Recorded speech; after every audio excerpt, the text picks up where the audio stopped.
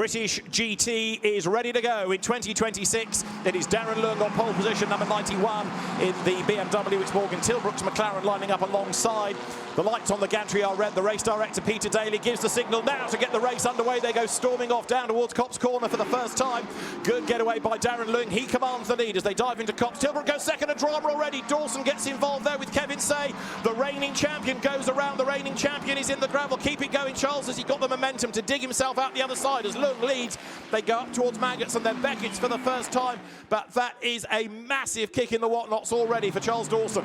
Looked like Kevin Say turning around. We'll get another view, I'm sure, but you can see he's got damage. drama. Say's got damage, hasn't he? He's had a puncture maybe on that right front corner where the contact came. Kevin Say there, look, limping through Beckett's. The car doesn't want to turn. Yeah, good spot. Either suspension or puncture, like you said, David. But to me, Rob Collard got a bad getaway. Say was behind him. I think Say wanted to get the momentum on Collard, and that momentum led him into Dawson. That's how it felt. But two C's cars, two coming together on lap one. Yeah, four C's. The two merging, and troubled waters from two C's. Teammates driving into each other. Never a good sign. Never a good start to a season. Darren Leung, he's away and gone, isn't he? Look at the gap he's pulled. 2/3 of the way around the opening lap. It's Tilbrook second in the McLaren. It's Rob Collard third. They go over the Formula 1 timing line. Past the wing.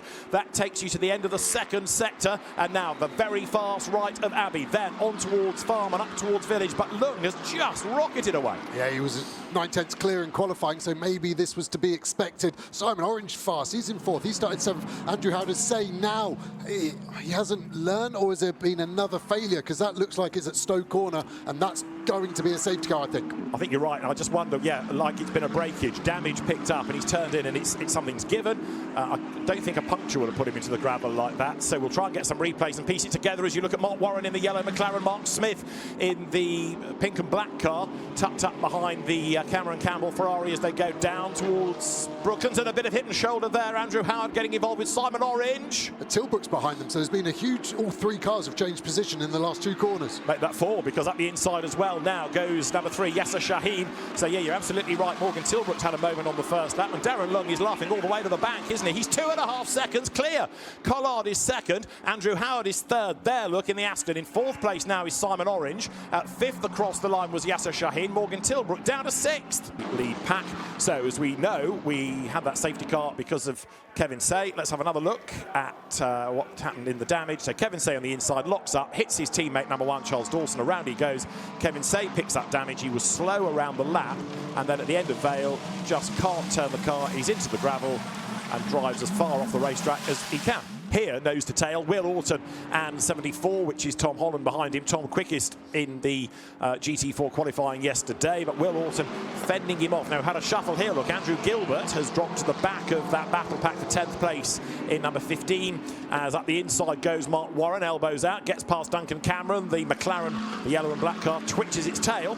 But Mark Warren getting used to GT3 machinery and going past. Now, how did Andrew Gilbert drop back? The answer here is that he had a look to the inside at the end of Vale and got squeezed a little bit, pinched up onto the curb, and the door was open for Mark Warren. Nice move. BMW, what's going on in Formula McLaren? Well, now Mark Warren under attack. Big dive down the inside from Duncan Cameron, and Brooklands contact, and Mark Warren gets fired wide, and Cameron spins. Around he goes. Duncan may have been a bit optimistic in all of that, but the bite of it. Yeah, I actually think Cameron was relatively innocent at the start of that move. It was his move to get done, and then Warren just squeezed him over, and it felt like Cameron couldn't get out of it. And as we see the GT4 lead battle go now into the same corner, I just think Cameron actually should have sent it. It was him trying to back out of the move that caused the contact and himself to spin. I think that will go down as a racing incident. Change of lead in GT4 then. The Ginetta goes by. Tom Holland ahead at the end of Wellington Straight. So Tom Holland back to where he qualified, in other words, at the head of the class. Will Orton drops behind him in second place, and now we'll see what the pace of that Ginetta is. Can Tom Holland start to gap Will Orton here? Seemingly, yes, because even coming out the other side of Luffield, he's, what, 2 lengths clear already. So Darren Leung, race leader, Rob Collard chasing on behind him, and it's important, of course, for Rob all of this because he is doing the full championship, whereas Darren is not. So there might late race be an element of picking your battles, knowing who you're racing against. Are they registered for the full championship? But equally, Rob Collard is a proper racer and he wants to win. Came out of oval racing like his late father, McDuffie Collard, who'd been an absolute legend in hot rod racing, and Rob, after a spell on the ovals, came into circuit racing, spent many, many years in the British Touring Car Championship, but very quickly became a real force in GT cars when he made that switch for 2020. But there's always a diminishing return of its opening, and yeah, just watching Collard now, it just looks like he's getting to that dirty air phase, isn't he? He can get to a second and then no further, as we hear a skid mark, I think, somewhere in front of these two. Yeah, just wonder whether that's number 40. It is. It's the James Townsend Aston that's off in the gravel on the outside of Abbey. It's a long way off into the gravel, and that could trigger another interruption, couldn't it? That could be a full course yellow and all safety car. So everybody in the pit lane is now ready to go. This is the roll of the dice. That's Hugo Cook getting ready to take over from Rob Collard. Dan Harper was ready anyway. Yeah, there's no excuse not to be ready. You can actually see Roberski in the background not ready at all. The team won't be happy with that. I actually saw Cook walking away, his earplugs plugged in. That's what happens when there's a panic. Things go wrong. If you don't get radio communication, his stint will be compromised. And look at this for the race lead. The gaps come down even further. Ian Duggan's Porsche about to be negotiated by the race leader, Darren Leung. In second place, Rob Collard. So we're still under green flag conditions. Peter Daly, the race director, will make the call as to whether or not he thinks he needs the safety car to interrupt things to get that Aston out of the way. The leaders have gone through Copse Corner. They're heading up towards Maggots and Beckett's, and Collard looking closer again. It was back down to half a second. Wonderful part of Silverstone, this. Left at the Maggots kink and then through the Beckett's S's.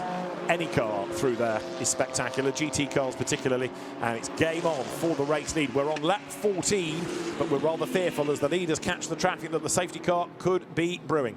Now, Clutton is going to get stuck behind those GT4 cars, so the front three will break away. Yeah, because Marcus Clutton can't overtake until he gets to the timing line, which he's coming up to now then as they go down towards Copse Corner. So Dan Harper leads over the line by half a second. Terrible restart from Clutton. I don't know if he didn't get told the safety car was coming in, but he was 4 or 5 lengths behind a GT4 car over the line. That's maybe there's a problem with that McLaren. Fingers crossed there is not. We're back racing. You've also then got Ben Barnicoat on his toes. That is Hadley Simpson being forced wide, so Clutton is under attack. There is Ben Barnicoat. The McLaren between them is Garnet Patterson, the Australian driver. GT4 lead might yet change here, might it not? Because Jess Hawkins in 21 much closer to the Ginetta. This now is Jack Brown's view, having taken over from Mark Warren onto Hanger Straight. Doing really well. He's got his ex-teammate from GT4 days, Charles Clark, in front of that blue BMW. Here's the illustration, GT4, GT3. Yellow headlights on GT4, the black windscreen banner for them and the white for GT3 if you want to quickly distinguish. But you can see the pace difference here. There's two of them running side by side. Where are we going to go now? We're going to have to go all the way around. 3 wide has the Aston Martin seen us. Should be okay by the time we turn in. Jack Brown new to GT3, right round the outside in the faster car.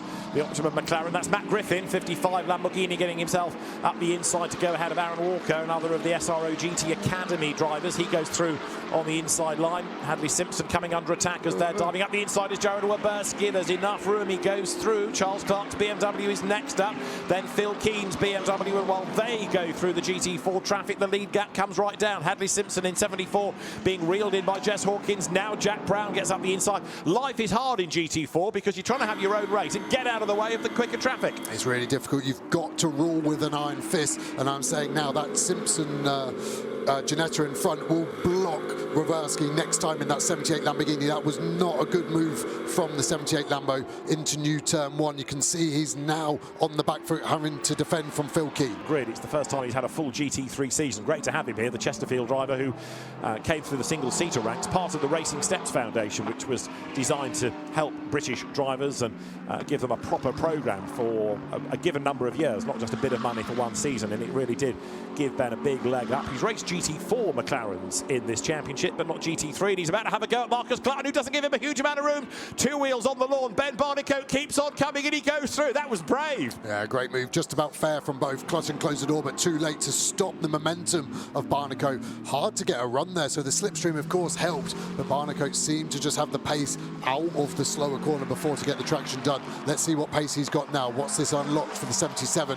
Big gap to the car in front, 7.5 seconds to Ross Gunn in front. He's being able to hang on to this over Ben Barnicoat, who is trying, but life's becoming tougher now. Yeah, and I think what Cook's done there, intentionally or accidentally, he ran too fast into the first slow corner at T13 there, which then naturally means he's tighter into that next left, and it stops Barnicoat's attack. It will give Barnicoat a better exit here, where we saw him overtake Clutton, but I think the Lambo's just got a slight torque advantage out the corner, so it's going to negate that run that Barnicoat's got. Barnicoat's got to get it done quickly. Why? The closer he sits for longer, the front tyre will start to give up up. You could see him laying some 11s. He puts it to the inside of Luffield. That is a great move, and I don't think Cook saw that coming. That is phenomenal, and he is really, really mug Cook off there.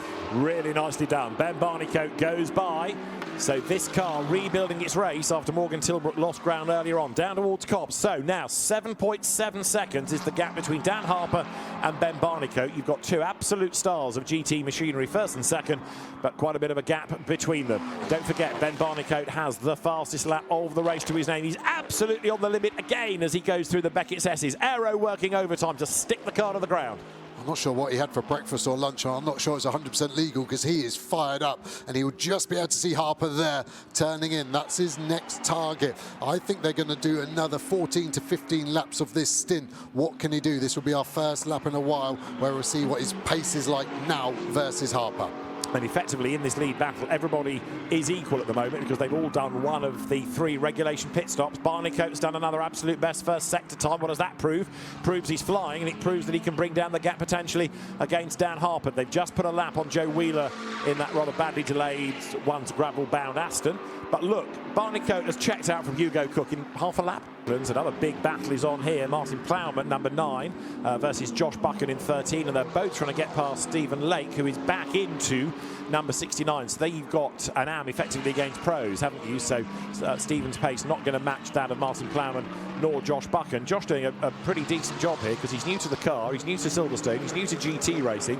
There's an awful lot for the Australian driver to get his head around here. Yeah, and the team being new to the car is a big ask as well, to understand these very complex machines now. They may look like road-going cars. General rule, 90% road-going buses. Ben Barnicoat does pit. I am surprised by that one. It's kind of in the middle of this stint. So car number 9 is being given a black and white warning flag. Final track limit warning in this hour, car 9. Thank you, Peter. I think this is just in the middle. I think this is safe. This kind of covers bets on if a safety car comes out. Did they short fuel Ben? Was that why he was so fast? He only had the fuel to do that 40-minute stint he's just completed. This does mean that his final stint is going to be that longer end of it. So it does open that safety car window that I was talking about earlier, where Optimum are running on the sister car. Last time, so that's going to get looked at potentially, as you see a real scrum here with McLarens, BMWs, Aston Martins, all trying not to trip over one another. You're on board with Josh Stanton. That's Darren Turner ahead. Darren's having a red hot go at Jack Collins in the BMW. Darren Turner to the outside line, gets the job done and tries to get at the inside and contact. Darren Turner was caught in the middle. Damage to the Aston, damage to the McLaren. Drama, and this is the last thing that Ben Barnicoat and Morgan Tilbrook needed if cars are going to be stranded on the outside of the road. Darren Turner tried to go for another move, and most unlike Darren, it's not worked for him, and he's got damage, and that's 27 Aston out of the race. They're going to get out of there and not get a safety car. That's what Ben Barnicoat will be praying. I think this car's in a safe enough spot where Darren has parked it. The McLaren, I'm not sure if it's not able to move from the exit of Brooklands.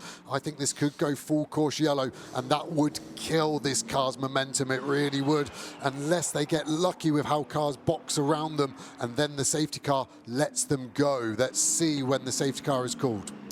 Darren Turner, I think, was trying to get the car to the pit-in lane, but he's, with that damage on the right front corner, going no further. Revy Lake's car, after the contact, is stranded on the outside of Brooklands. Now, he might be trying to get the engine fired up. Peter Daly, in fairness to him, always gives the driver a good half a minute or so to let the car power down and then reset, cool, start again if it will. In theory, if the car can refire, it can drag itself out of the way. You saw Darren Leung getting ready to take over, but yet again, dramas mean that the teams have to be on their toes to react. But that was a strange one. Darren Turner seemed to get one move done and almost thought, I can go for another place here. Yeah, the initial move looked clean, didn't it, on the BMW, and then it's kind of Revy Lake appeared from nowhere, and it was an odd one. And is that overtaken under yellow flag? I would think yes. If not, it was very, very close, but it's such a hard one, that, because I've asked race directors around the globe, is it when you see the yellow flag or when you're level with it? And no one ever gives me a clear answer. He could see it, but he wasn't level with it. So which one do you want to take? Well, let's have a look at the incident first up. So Darren Turner, white Aston, he clears the BMW and then thinks, I can have a go at the McLaren, which sort of turns into the corner. And Darren got pinched in the middle, didn't he? The reason I say it's an odd one is that the BMW on the inside here and Darren Turner, I think, are going to make the apex. So it's not like Darren's gone in hot and understeered into Revy Lake in that car. It's just that he's approaching faster. Revy fully innocent, of course. I think Darren will watch it back and go, You know what? The move on the BMW was good. I just didn't anticipate the McLaren being there, but the McLaren deserved to be there. We've got a full course yellow. So the race is being neutralised, and there, Dan Harper, who, of course, had just gone out of turn 1, so he wasn't able to head for the pit lane. Now, that might go against them. He's got to really do a will. Slow lap, hasn't he, to get back in, is what I'm getting to. Dan Harper, and so he's building the lead, and this is a shrewd move, because nothing can happen for Rob Collard until the other side of the timing line, because he can't overtake until he gets there, and he has to overtake that back marker. This is massively frustrating for Collard, but a really savvy restart by Darren Leung, because all of this is free time. He's away and gone, and Rob Collard still can't overtake, Now he can think about it. Is he close enough for Copse Corner? Yes, he is. He's also got Andrew Howard right there behind him. Darren Leung, 3 seconds clear on the restart. Perfect, isn't it? And Cook there will be frustrated. Nothing his teammate Collard could have done. We saw a very aggressive and fast opening stint for this Aston Martin. It's going to be the same. Collard got stronger at the end of his opening stint. Let's keep an eye on that trend too as the next 30 to 35 minutes unveils. But this is like lap 1 of the race again, isn't it? Darren Leung on his own, being chased by Rob Collard, then Andrew Howard in the Beach Dean Aston third. 3-second stop-go penalty for a short pit stop. Car 8, 3 seconds stop-go. And so that's the Toro Verde Porsche. There, the Cayman we were talking about. Well, it was given a bad hand by being off the lead lap for the class opposition. Now a stop-go of 3 seconds for a pit stop infringement is coming. I said it was short. Well, that's the penalty. 3 stop and go as Duncan Cameron and then Mark Warren dive down through Stowe Corner. Morgan Tilbrook's got cars to the left of him, cars to the right of him, and he can't find a way through. Plenty of jokers around him as well, and he'll be frustrated with this, and this feels like there's something going to kick off here. There's a lot of cars not in the position they should be. Big drama, and that is damage on the number 13 Ferrari. It's stranded on the exit of Stowe through Vale. It's Cameron Campbell at the wheel. You can see he's cut a tyre. There must have been contact in all of the commotion coming out of Stowe Corner, and so that I don't think is necessarily going to be able to move on its own. So as off the road goes Rob Collard. He's got problems of smoke billowing out of the car and flame as well. That looks like an engine has let go. That's Rob Collard's race done, and suddenly with 2 cars stranded around the circuit, surely we're going to have to neutralise the race once again. So you've got Darren Leung in the lead. Andrew Howard is up into 2nd place. There's a Barwell Lamborghini that's trying to catch fire. Black smoke billowing out of that, and he's not anyway instantly, I don't think, near a fire marshal. Rest of us, now let's concentrate. That garage is closed. We don't worry about 63 anymore. Now let's try and work out what happened to the Ferrari. Look in the background. Look at the top of the shot. So there's contact between the Ferrari and the BMW, and around and around and around goes Cameron Campbell. That was a big, big spin. It looked like number 24 BMW that he rubbed against. It just cut the tyre straight away. Yeah, for me, that's on the Ferrari and Campbell. He's tried to let the car run out wide, and the BMW's got nowhere to go. You can just see him now going to edge out the McLaren's blockers nicely, but for me, no fault at all at the BMW, and Campbell there has just tried to open the car up and has caused the contact himself. Goes around like a top, doesn't it? Meanwhile, other incidents, team manager of the Darren Turner Aston being summoned to race control. So the stewards, Ian Watson, Trevor Parry, Alex Maunders, think the blame is apportioned to 27, seemingly. So they want the team manager of that Aston Martin to go to see them. Meanwhile, 13 is being removed. Again, in a sense, he's kind of come to a decent place to stop, because you're not far off the Formula 1 pit lane entry there. So Breakdown Bob arrives on the scene, get the car out of harm's way. Ernie Graham's BMW comes towards us. Now, what about Rob Collard's demise? So here he comes. Look, there's a little wisp of smoke at Farm. He comes up towards Village. Another puff of smoke. Rob knows off all the dials and the noises that something's not right. Straight away, he pulls off the road, and the Barwell Lamborghini now has smoke billowing out of the back of it. That is day done.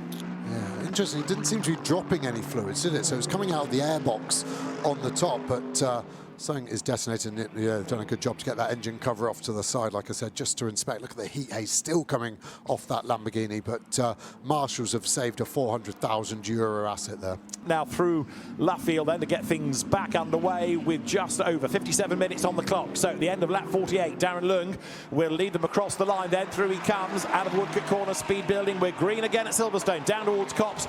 Darren Leung goes to the pit wall side and then back to the racing line, just trying to encourage a bit more warmth into into the rubber. He leads by 9/10 at the restart. Another good restart from Darren Leung. Really good. He's like a pro in that sense, put so much into his motorsport. His mindset is correct. Martin looking good on the back of Andrew Howard as well. The gap we're going to check is the 3 car. As long as it's within a minute and 55 of the leader, that's where they are going to sit at the end of the race if it was to finish right now. Now we're going to get a change for second. Alex Martin looked right under the rear wing, almost hidden by the Aston Martin.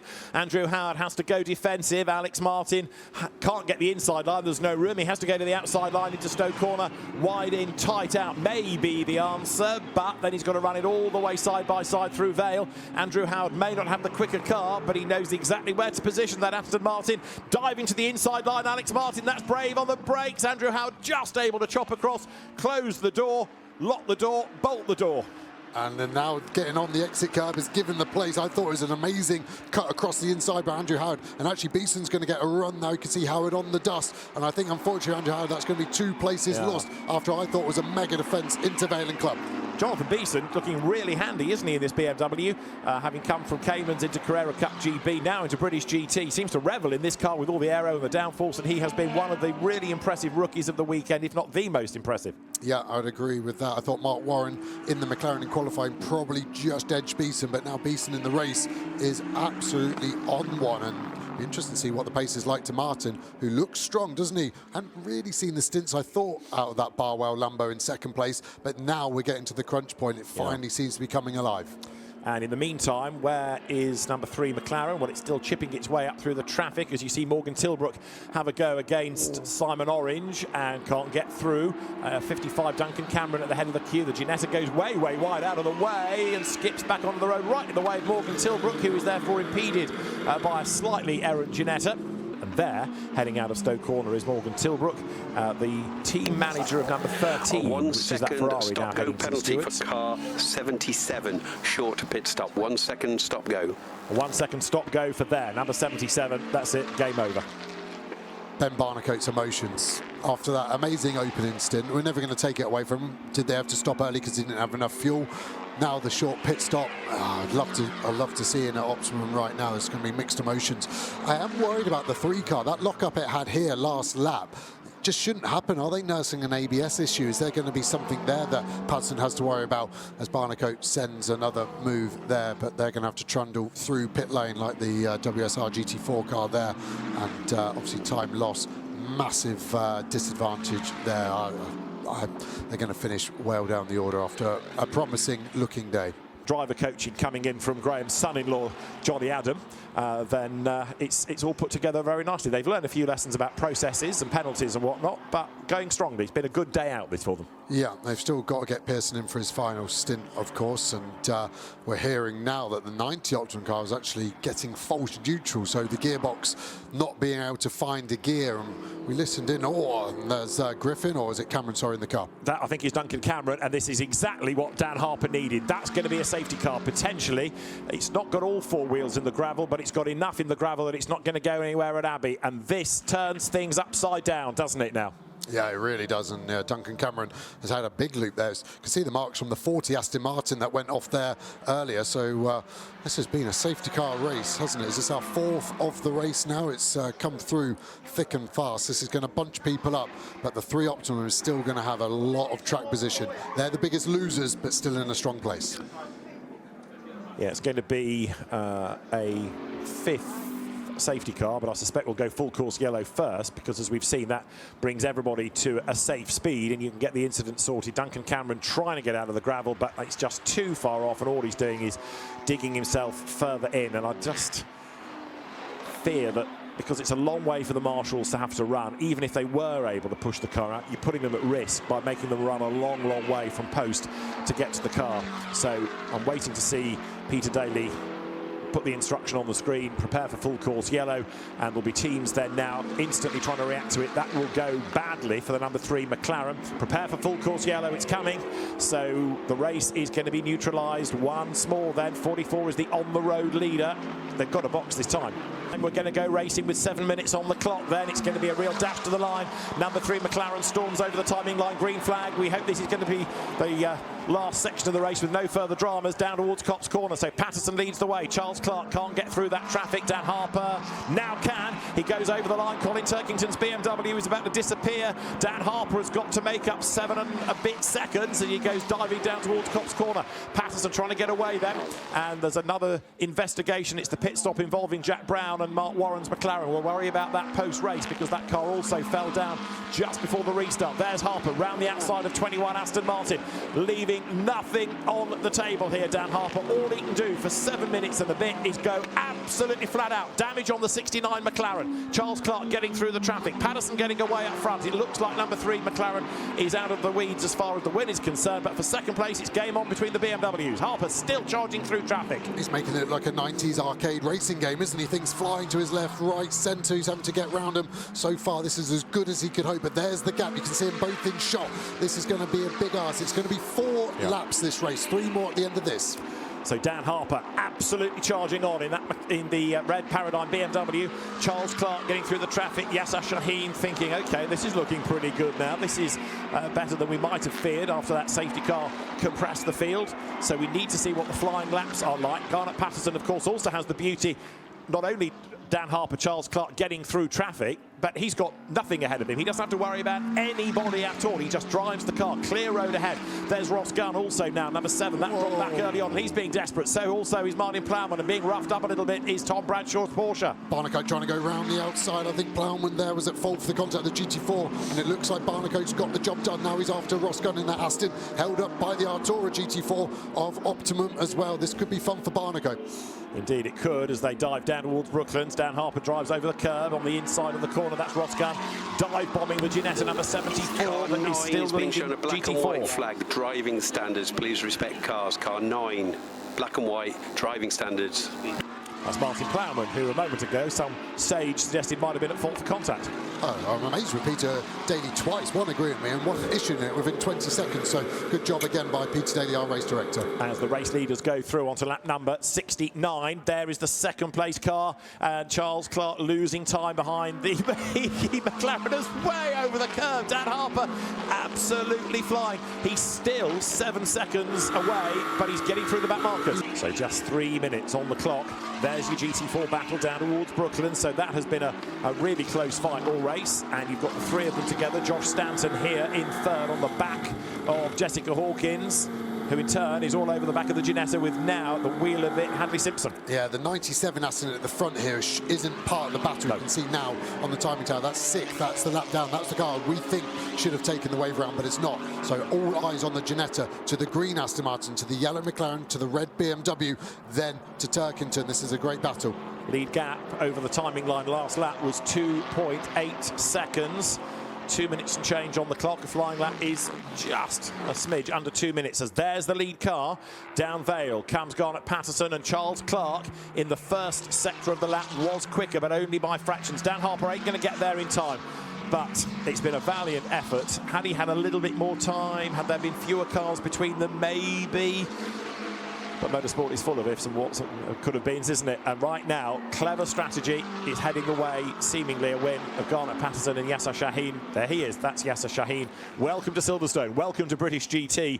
This is quite a result for them. Really is, and both Patterson here and Clark doing their fastest lap of the race on that last lap, so they are really giving it everything they've got to make sure they're as high up as they can. And like you said, David, this strategy has worked, and that's why GT racing is a team sport. Look at everyone there. Sean Goff in the foreground, team owner of Optimum, built it from nothing to now one of the best GT teams around in the globe. The race in IMSA under inception as well. There is Harper getting past the teammate Phil King, who lets him go. So that's how it should be done between teammates. Yeah, Optimum not only run a good ship, but also got some very good people in there. And they're about to start the last lap of the race. Is Garnet Patterson. There is less than a lap time left in the Silverstone 500 then. The RAC trophy looks like it's going the way of the 2 Australian drivers. It was first run in 1932 at Brooklands, and so it looks as though today the trophy will go the way of Garnet Patterson and Yasser Shaheen. Up towards Beckett now goes the McLaren, as down towards the braking zone for Brooklands, the GT4 battle rages on, and there number 24 BMW having a go to try to take third in GT4 away from Josh Stanton, but Jack Collins gets roughed up a little bit, so now into the mix also comes Colin Turkington, but that car's slightly further back, delayed early on, so Turkington is attacking, but that's not for position. They're on different laps, so actually Jack Collins trying to get past Stanton and has delayed himself in the process. GT4 still being led though by number 74 Ginetta, just with enough in hand I think over the Aston Martin as they start the last lap of the race. Race leader is Garnet Patterson, and he's already here, look, coming to the exit of Club Corner, ready to go along Hamilton Straight and then up towards Abbey, with Charles Clark trying everything he can. 2 seconds that margin Charles did on his last lap, the car's best lap of the race, so he's absolutely charging as best he can. Charles Clark closing a little bit, but it's not going to be enough unless that car, number 3 McLaren, has a problem on the last lap. Up towards the loop it goes.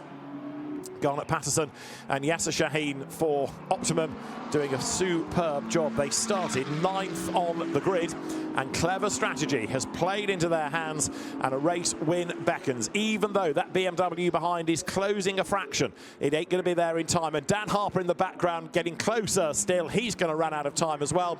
Round 1 of British GT for 2026 has given us an enthralling race, at times a confusing race. You've seen strategies play out, you've seen teamwork play out, and you're going to see the opening round be won by the RAC trophy be awarded to Yasser Shaheen and Garnet Patterson, who win for Optimum Motorsport across the line. A great result, a clever result, teamwork at its highest. That brilliant stuff from Optimum, and Garnet Patterson brings the car home victorious ahead of Charles Clark second, Dan Harper third. 6 seconds covered the top 3 at the end of 3 hours of racing. Marcus Clutton 4th, Jared Werberski 5th, Ross Gunn 6th, Ben Barnicoat 7th in the end. This is GT4, which has got just enough of a gap, it seems, between Ginetta 74, 21 Aston Martin, for Tom Holland and Hadley Simpson to come through victorious. It's all a bit provisional because, as you can see, anything can yet happen in this race. Colin Turkington trying to go around the outside of Josh Stanton, and Colin gets squeezed out wide, so that brings Jack Collins back towards the mix a little bit. But the checkered flag is at the ready. It is going to be a win for the Innovation Ginetta that comes across the line. Innovation Racing wins at Silverstone. Tom Holland and Hadley Simpson win GT4 to the delight of the team. Hadley Simpson brings it home. Tom Holland very, very happy in the garage, and understandably so. To win the opening round is one thing. When it's as tough as a 3-hour race and as tough as that one has been, second-guessing safety cars, full course yellows, and what to do on strategy, that is quite something. The Saturday 23rd, Monday 25th weekend. Nothing on the Sunday, action Saturday, Monday. Confirmation of your class winners then. Pro-Am in GT3, Dan Harper and Darren Leung. Silver-Am and outright, Yasser Shaheen and Garnet Patterson. Pro-Am GT4, Jack Mitchell and Luke Shaw. Silver and overall GT4, Tom Holland and Hadley Simpson. And just to make the point, they do that with an extra 18 seconds served in pit stops because of that silver driver grading. Result then, Garnet Patterson and Yasser Shaheen triumph in the Silverstone 500 to win the RAC trophy from Jonathan Beeson and Charles Clark. Darren Leung and Dan Harper third from Marcus Clutton and Simon Orange. Jared Werberski and Alex Martin fifth, and Andrew Howard and Ross Gunn delayed. They are sixth. 7th to Morgan Tilbrook and Ben Barnicoat from Aaron Walker and Andrew Gilbert. Martin Plowman 9th with Mark Smith, and a lap down 10th Josh Rowledge and Stephen Lake. GT4, Simpson and Holland ahead of Orton and Hawkins, and 3rd Josh Stanton and Luca Hopkinson. Jack Mitchell and Luke Shaw defeating John Hartshorn and Ronan Pearson, and then Ernie Graham and Colin Turkington for honours in the Pro-Am part of GT4. So Silverstone takes a breath for a moment at the end of quite a race.